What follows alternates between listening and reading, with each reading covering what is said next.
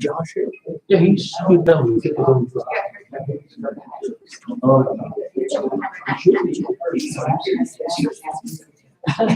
It's like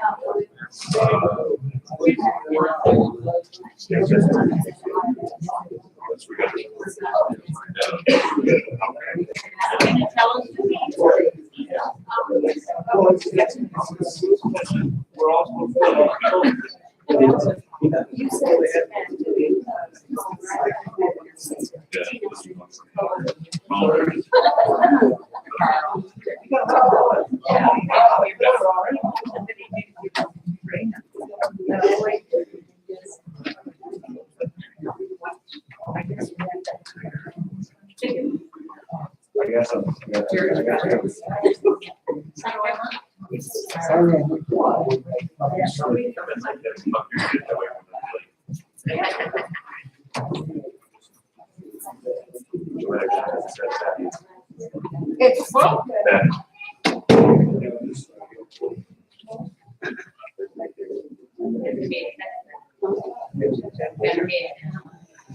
That's very true.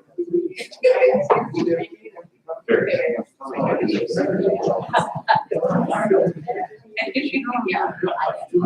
say that either. OG incentive.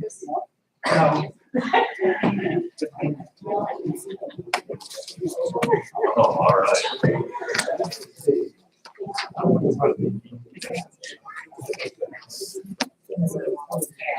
you very much.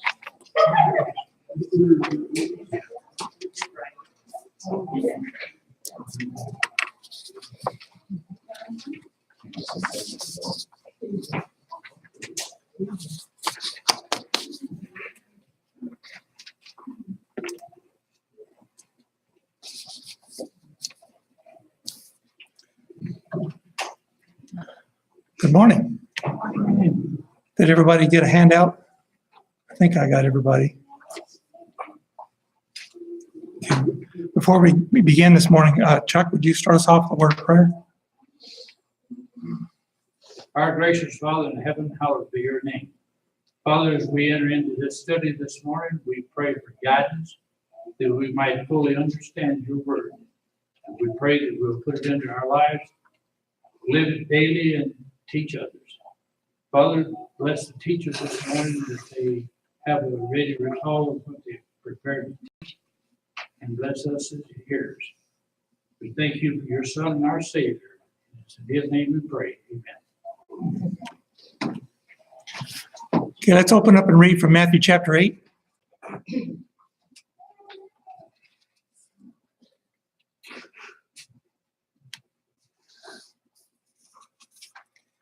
This morning we're going to read Matthew 8, verses 5 through 13. Matthew 8, verses 5 through 13. And Carl, would you read those? And when Jesus was entered into Capernaum, there came unto him a centurion, beseeching him and saying, Lord, my servant lies at home sick of the palsy, grievously tormented. And Jesus said unto him, I will come and heal him. The centurion answered and said, Lord, I'm not worthy that you should come under my roof, but speak the word only, and my servant shall be healed.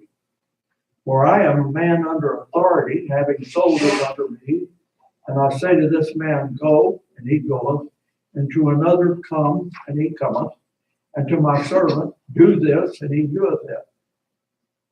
When Jesus heard it, he marveled and said to them that followed, Verily I say unto you, I have not found so great faith, no, not in Israel. And I say to you that many shall come from the east and the west, and shall sit down with Abraham and Isaac and Jacob in the kingdom of heaven. But the children of the kingdom shall be cast out into outer darkness, where there will be weeping and gnashing of teeth. And Jesus said unto the centurion, Go thy way, as thou hast believed, so be it done unto thee. And his servant was healed at that selfsame hour. Okay, Jesus comes into Capernaum.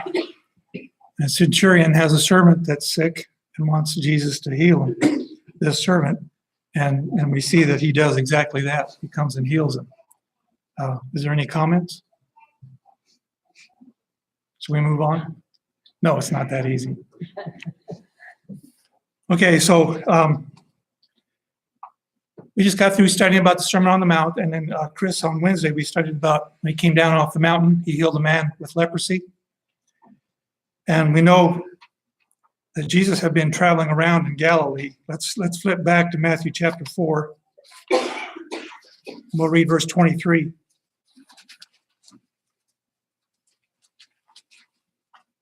Matthew 4 and verse 23. Jerry, would you read that?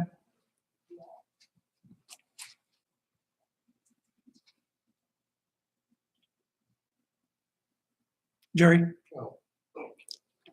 And Jesus went about all Galilee in their synagogues and preaching the gospel of the kingdom and healing all manners of sickness and all manners of disease among the people.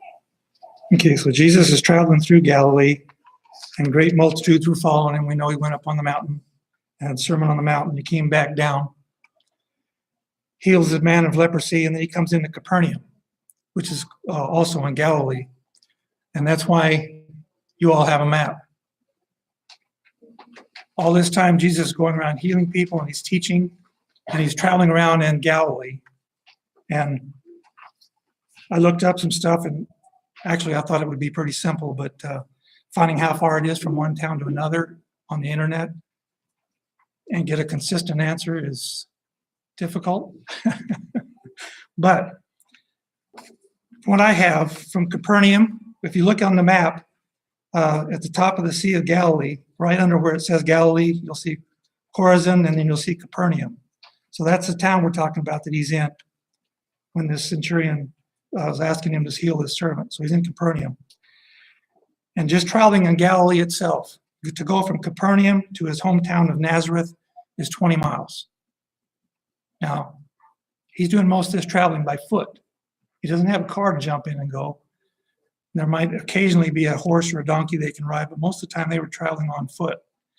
To go from Capernaum to Cana, which is where he did his first miracle, is 16 miles. Capernaum to Nain, which you see is down a little southeast of Nazareth, is 9 miles. I'm sorry, is 22 miles. So for Jesus to go from Capernaum to Nazareth and back is a 40-mile trip, just as he's going around teaching and doing all this stuff.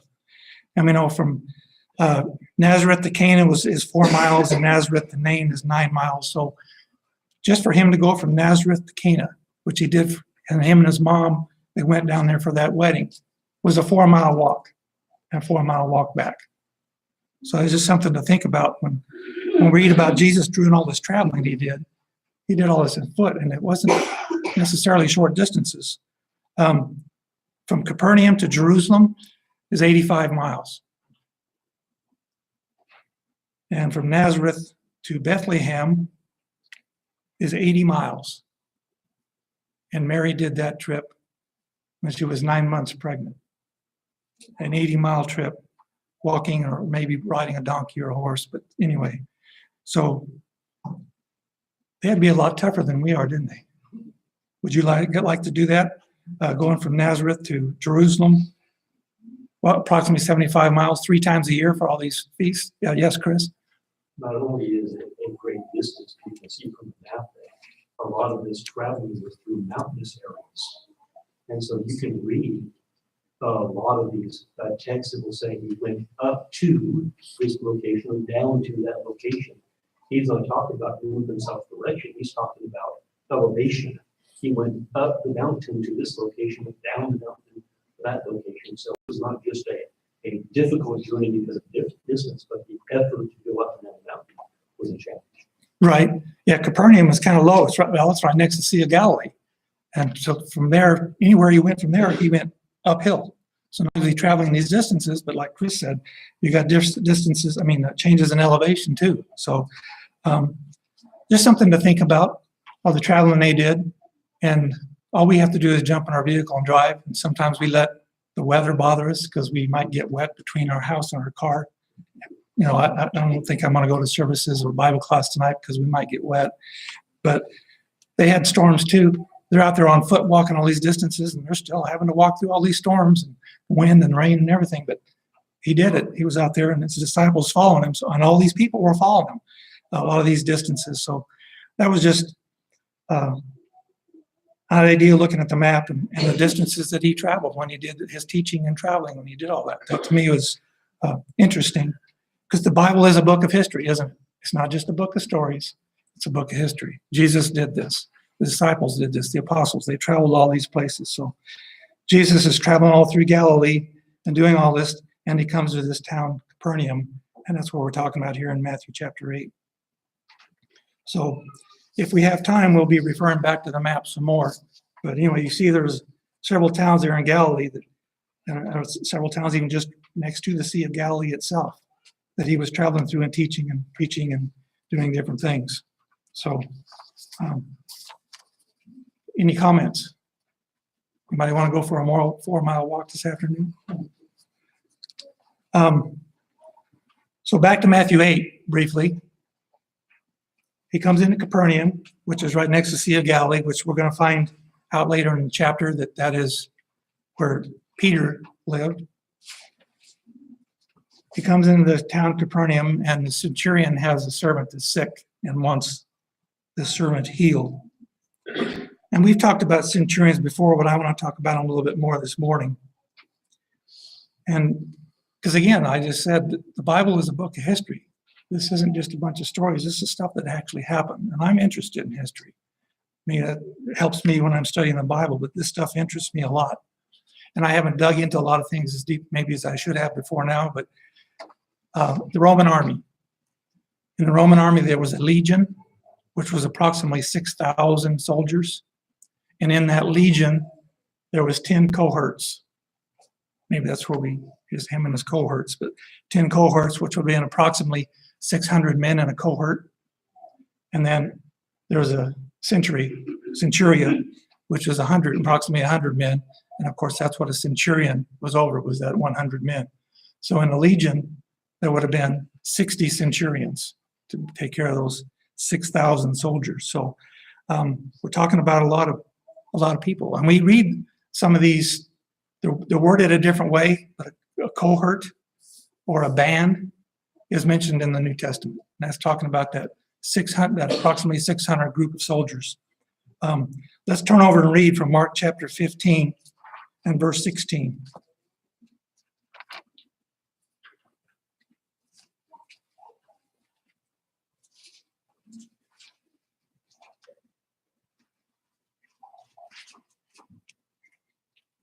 Mark 15 and verse 16. And Katie, would you read that? Then the soldiers led him away into the hall called Praetorium, and they called together the whole garrison. Okay, he's appeared before Pilate, and Pilate has given the Jews their wishes, and he's going to have Jesus crucified. And after he scourged him, he wants him sent off to be crucified. And after that, the soldiers now lead him into this hall, meeting hall, called Praetorium, which is right there where Pilate was. And here it says they called together the whole garrison. That word garrison means cohort. So it's talking about 600 soldiers. Now, I don't know if they were all there, but they called them all there. So these soldiers, when they made fun of Jesus, it wasn't just 5 or 10 guys there. There was a group of soldiers there. And then they clothed him with purple and put the crown of thorns on it and saluted him and hailed him, hit him and smacked him. And we're talking approximately 600 soldiers that were there making fun of him at the time. And I should have looked that up before I did that last sermon, but I was amazed to find out there was that many there just to mock Jesus. But anyway, so this, where it says garrison here, it's talking about cohort, approximately 600 men. That's how many were there mocking Jesus. Now I got some information I got from online about the Roman army, and basically about centurions, because we do read about centurions in the New Testament quite a bit here and there. And there's times that they had a major role in some things. Let me read briefly. To get to the right page, excuse me. Commanding a unit of around 100 legionnaires, he was also responsible for assigning duties dishing out punishments and performing various administrative duties, which range from distributing camp passwords to the escort of prisoners, which we read in about Paul. Centurions also rise to higher administrative positions within the empire, but the name centurion would forever be associated with the grizzled veteran who, emblazoned with decorations, led by a courageous example on the battlefield. Centurions usually took position in the front rank of their troops during battle, which resulted in their disproportionate fatality rate in battle. They led their men in the battle. They led the charge. They were at the front, the centurions.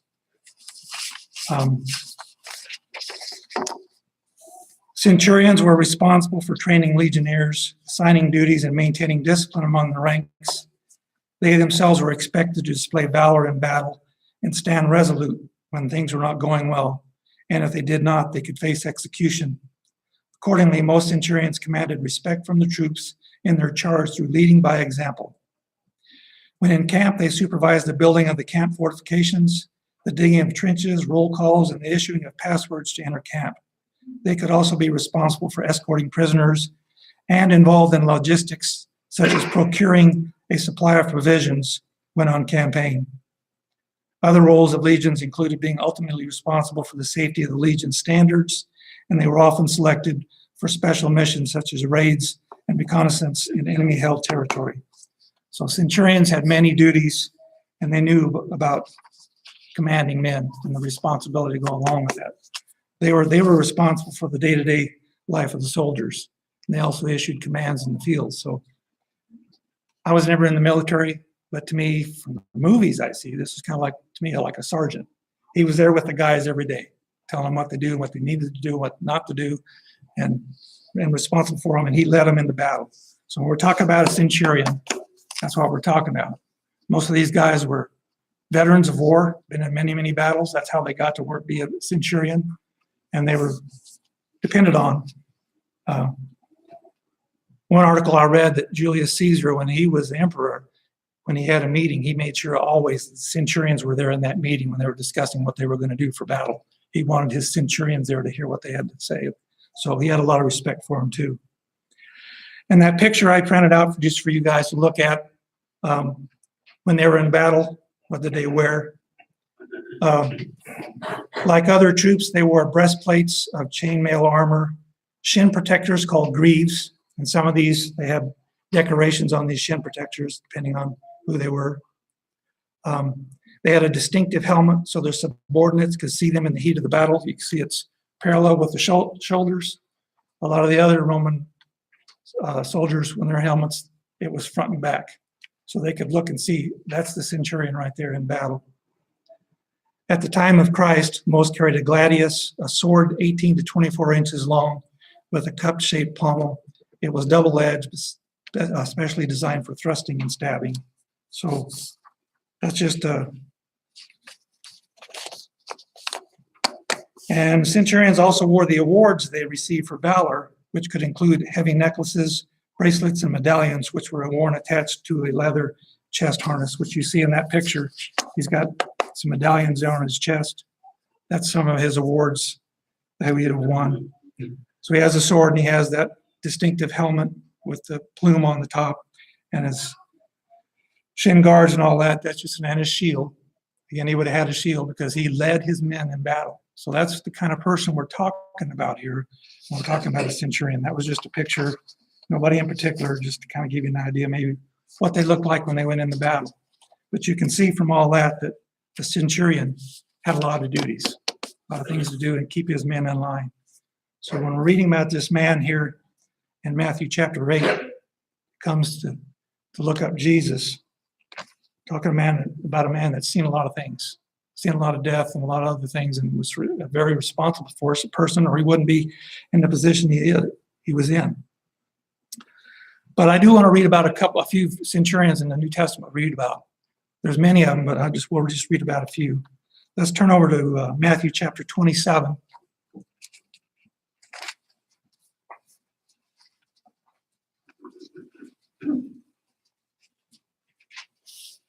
I'm going to read verse 54. Matthew 27, verse 54. And Ariana, would you read that? When the centurion and those with him who were guarding Jesus saw the earthquake and the things that had happened, they feared greatly, saying, truly this was the Son of God. Okay, Jesus has just died. And in verse 51, the veil of the temple was torn, and the earth quaked, and rocks were split, and graves were opened.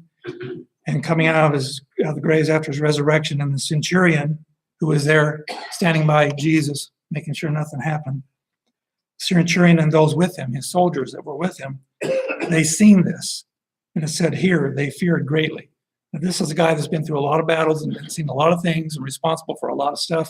And what he was seeing actually scared him. And then make the statement, truly this was the Son of God. So it wasn't just somebody that got scared easily. We're talking about a war veteran here that got scared because what he seen was happening. And when he seen that, this guy must have been the Son of God for all this stuff to be happening. So again, he was a centurion that saw this and said this. And of course, let's turn over to Acts chapter 10.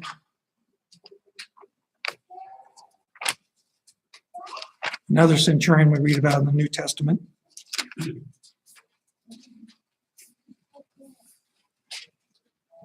And all centurions weren't necessarily noblemen. They also took bribes. If certain guys they had seconds in command, and they had other people that were in charge of things for them. And sometimes they would take bribes for them to get those positions. So they weren't always honorable men.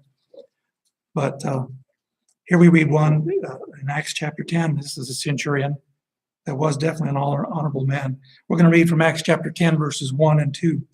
And Polly, would you read those?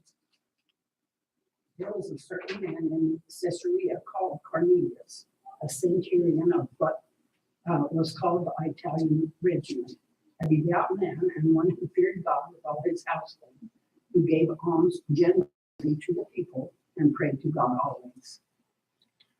Okay, we know Cornelius is a centurion, and here it says of the Italian regiment or Italian band. Again, that's a cohort. He was a centurion over 100 men, but he was part of this cohort, the Italian cohort. So that's what that's talking about there. But he's described as being, now this is the Holy Spirit through Luke describing this man. And don't we wish that we could be described this way by the Holy Spirit? A devout man, one who feared God with all his household and gave alms generously to the people and prayed to God always. That's the kind of man we're talking about here. Even though he was a centurion and he was a soldier, he was an honorable man. And he lived in Caesarea. And Caesarea was the headquarters for the Roman army for the province of Judea. That was their headquarters. He lived there and worked there.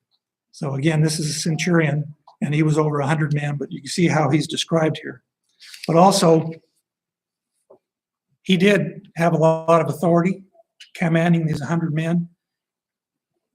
Just by the description we just read, he couldn't have been very egotistical. But let's read from verses, same chapter. Let's read from verses 24 and 25. Acts chapter 10, verses 24 and 25. And Chuck, would you read that?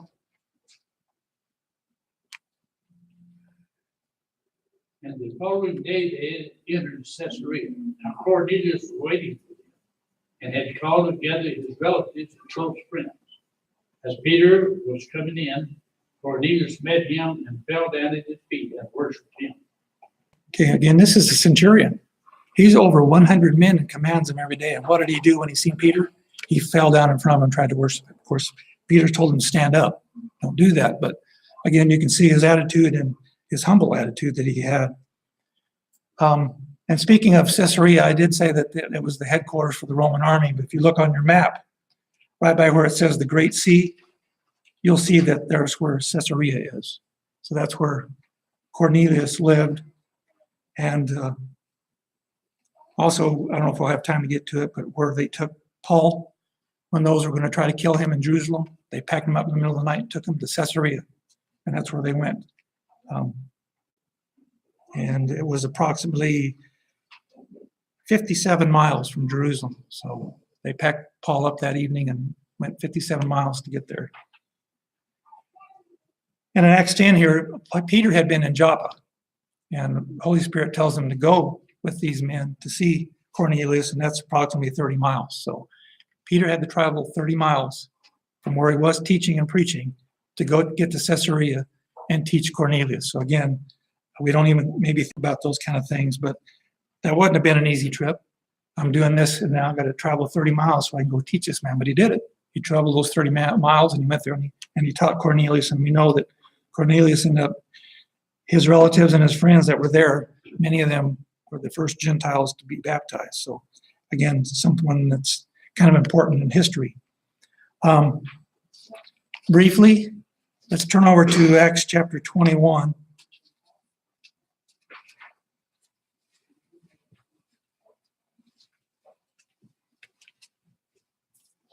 And we're going to look at verses 31 and 32. Acts 21, verses 31 and 32. Now, this is where Paul had been dragged out of the temple because they thought he had taken some men in the temple that he shouldn't have. And they drag him out of the temple and they're beating on him and they want to kill him. Verses 31 and 32. Chris, would you read those? Now, as they were seeking to kill him, news came to the commander of the garrison that all Jerusalem was in an uproar. He immediately took soldiers and centurions and ran down to them. And when they had saw the commander and the soldiers, they stopped beating Paul. Okay, the commander of the garrison, again, garrison here means the same thing we read over in Mark. It's talking about a cohort. So the guy that's over that 600 men, he hears about this and he gathers some soldiers, and it says centurions, plural, because he had more than 100. So he had at least 2 centurions. So he had quite a few soldiers that show up to stop this beating. And needless to say, when the Jews seen the soldiers, so I see a couple hundred guys running at me with swords, I think I would stop what I was doing too. But so they stopped beating Paul, and he ends up just taking Paul with him because that was the easiest thing to do. Picked him up and took him, basically arrested him. And Paul does talk to him, and he gives Paul a chance to say something to the Jews, and he tries to preach and teach to them. And again, they get mad all over again in verse 22 and 23, and they go crazy. So in chapter 22, we're going to read verses 24 through 27. Acts 22, verses 24 through 27. And Lois, would you read those? The chief captain commanded him to be brought into the castle and begged that he should be examined by scourging, that he might know wherefore they cried so against him. And as they bound him with thongs, Paul said unto the centurion that stood by, Is it lawful for you to scourge a man that is a Roman and uncondemned? When the centurion heard that, he went and told the chief captain, saying, Take heed what thou doest, for this man is a Roman. Then the chief captain came and said unto him, Tell me, art thou a Roman? He said, Yea. Okay, so they were going to scourge Paul just to try to find out what the truth is. And they bind Paul, and there's a centurion there. He's got to make sure it gets done. He's the guy. The commander said, okay, get this done. So Paul says to this centurion that's standing by there, he's the one in charge. Is it right for you to be beating on me? I'm a Roman. I mean, I have rights. Romans had rights. Paul was a Roman citizen. So immediately the centurion stopped and sent word to the commander. Oh, I think maybe we have made a mistake here. And the commander comes down there and asks again if you're a Roman. So he didn't get beat. And now the commander and those around him were worried that, maybe we messed up here. This is a Roman citizen. But anyway, you can see this commander is over the 600, and there's a centurion there. It's over 100 men, but he was responsible for making sure Paul got scourged. And that's who Paul contacted. Okay, you shouldn't be doing this. I'm a Roman. So centurions play a lot of things, and you can see that they'll have a lot of duties. And then from chapter 23, in verse 16, Paul's sister's son heard about the Jews were going to try to ambush Paul. They were going to ask the Romans to bring Paul to them so they can ask him some more questions, and on the way they were going to ambush him. And they find out about it. In verse 17, it says, Then Paul called one of the centurions to him and said, Take this young man to the commander, for he has something to tell him. So he took him and brought him to the commander and said, Paul, the prisoner, called me to him and asked me to bring this young man to you. He has something to say to you. So then him and this kid and the commander discussed it. But again, Paul goes to the centurion. He knows who's in charge to take care of this, and he did that. So When the commander finds out, that's when we find out down in verse 23. And he called for 2 centurions, talking about that commander, saying, prepare 200 soldiers, 70 horsemen, and 200 spearmen to go to Caesarea at the 3rd hour of the night and provide mounts to set Paul on and bring him safely to Felix the governor. So they could see what was going on. His life is in danger. They pack him up and send him off to Caesarea, which again was the headquarters of the Roman army there in that province anyway. So again, you can see the duties of a centurion. He's got to make sure, commander says, get this done. He had to make sure to do it. And Paul knew who to talk to when he needed to get something done too. He talked to the centurion. We'll read one more. Let's turn over to Acts chapter 27. We read about another centurion here. We'll just read verse 1. Acts 27 and verse 1. John, you want to read that? When it was decided that we should sail for Italy, they proceeded to deliver Paul and some other prisoners to the centurion of the Augustan cohort named Julius. Okay, Julius was the guy's name. He was a centurion, over 100 men, and he was part of the Augustan regiment, again, cohort, 600. He was only responsible for 100 of them, but anyway, so he's delivered to the centurion. Now, the centurion took charge of Paul now. He's responsible for these prisoners. So you can see, just from these few verses, that these centurions had many, many duties, a lot of responsibilities to take care of. And that's the kind of person we're talking about here in Matthew chapter 8. And as far as getting, let's turn back to Matthew chapter 8 now.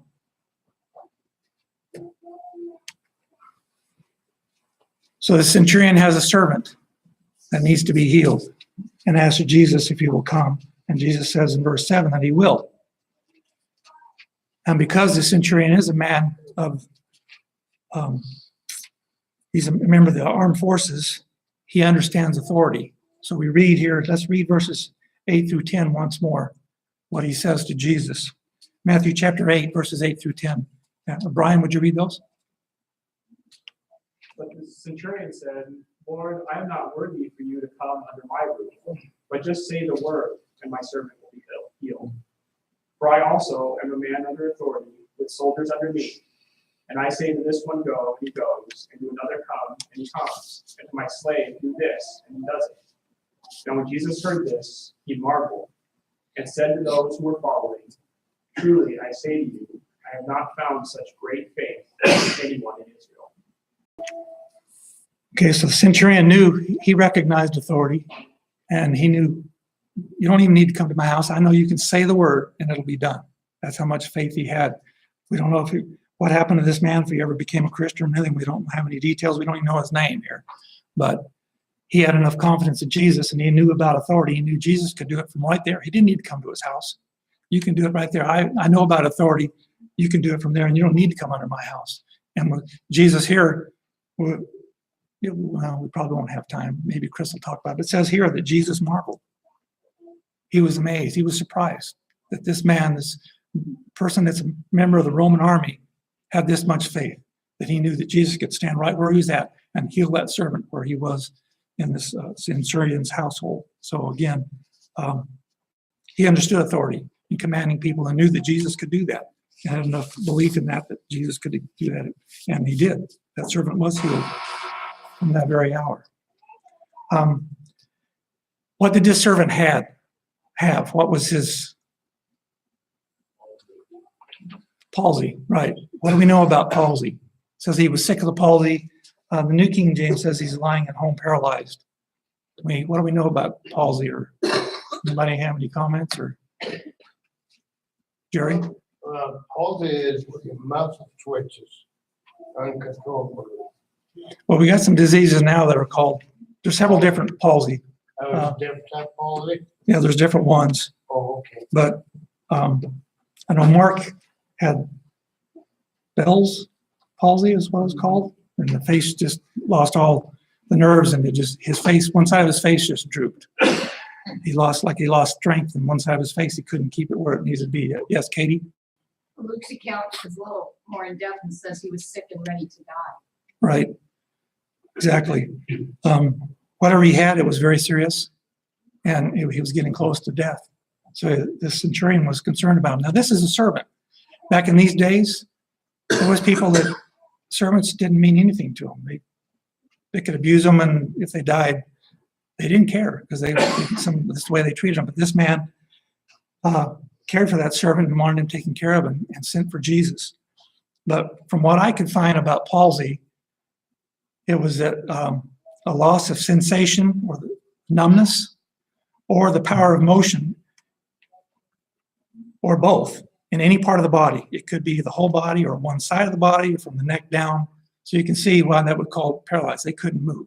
And depending on what was being affected at the time, that's how it was. So we do read about palsy in the New Testament in different places. And most of the time in the New Testament it is translated as paralyzed. They wouldn't be able to move. They either lost the feeling in an area of the body or they just lost the ability to move, period, in different areas of the body. It also described it as disabled, weak of limb, or feeble. They couldn't stand up on their own or they couldn't walk on their own, but you can get the idea. That's what it's talking about when it says palsy. This man was in very dire shape and was getting ready to die. And so he asked him to come and heal him, and he did. Let's flip back just a couple of chapters to Matthew chapter 4 again.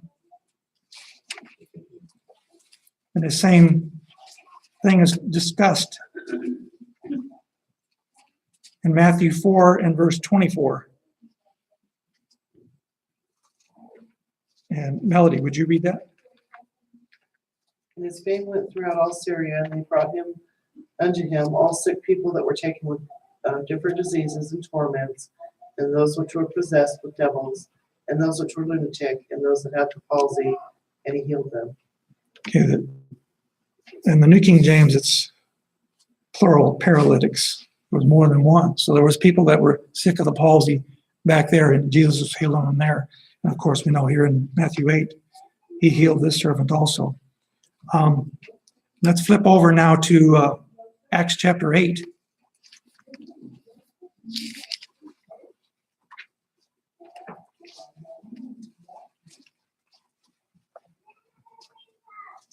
Acts chapter 8.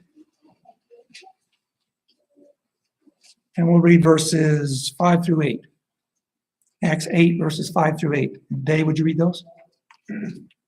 Then Philip went down to the city of Samaria and preached Christ to them. And the multitude was one accord, heeded the things spoken by Philip, hearing and seeing the miracles which he did. For unclean spirits, crying with a loud voice, came out of many who were possessed, and many who were paralyzed, and many lame were healed. And there was great joy in that city. Okay, in the New King James, many who were paralyzed, and I think the Old King James says sick of the palsy, but you can see again, that was something that happened back then. People were having problems and didn't have the strength to get up. And here we have Philip healing it. And we won't take the time to turn and read it, but Acts chapter 9, we read about Aeneas, same idea. He was sick of the palsy and he was healed.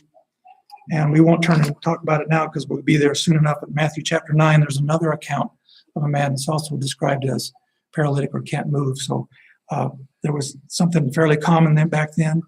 And Jesus and the apostles had the ability to heal that. So that's what this man's servant had, which is described as palsy. And in Hebrews chapter 12, verse 12, it's also described as feeble. With feeble knees, one that didn't have enough strength to hold it up. So anyway, so this man was sick of the palsy, and Jesus healed him from right there where he was at, because the centurion had the faith that he can to do so. Thank you.